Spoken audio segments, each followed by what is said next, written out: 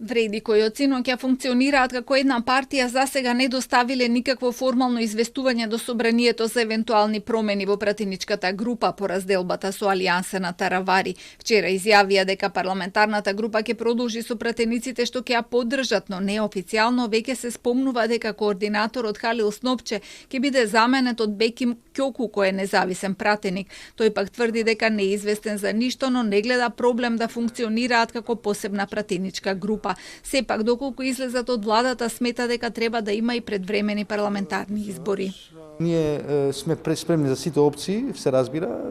За нас не представува никаков проблем да бидеме во опозиција, се разбира. Меѓутоа се разбира, има една општа констатација дека ако Алијанса за албанците е надвор од владата, тогаш неминовно доаѓа во прашање новите парламентарни избори. Владата без обзир дека ќе има бројки без Алијанса за албанците, меѓутоа таа влада ќе биде нестабилна влада со само 9 албански пратеници. Председателот на партијата не го дели неговиот став. Ја не сум за предвремени избори и нашата партија има таков став. Не сме за предвремени избори, има стабилно мнозинство, без разлика дали сме ние во влада или не сме во влада. Јас сметам дека треба да има локални избори.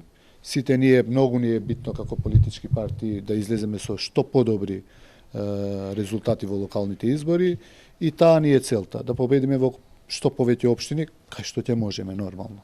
Ниту од ВМРО ДПМН не гледаат никаков проблем доколку нивните коалициони партнери се разделати во собранието. Мнозинството неофицијално брои 2/3, односно над 80 пратеници. Јас ви уверувам дека и покрај таа ситуација, доколку стане актуелна и се случи, владата ќе функционира сосема нормално и подобро од претходно. Ние сме подготвени во секој момент на предвремени избори, но таквите нема да ги има заедно со локалните избори. Премиерот и Таравари ќе се сретнат деновиве, пошто ќе се знае дали Алијанса останува владин партнер. Епилогот го чека и опозицијската СДСМ, чиј председател деновиве изјави дека не исклучува можност да разговара со Таравари за евентуална соработка на локалните избори. На синокешната седница на Централниот одбор на партијата, Филипче е овластен да разговара со постојните коалициони партнери, но и со потенцијални нови сојузници за настап на локалните избори. Тие денеска ја почнаа постапката за утврдување на кандидатите за советници и градоначалници.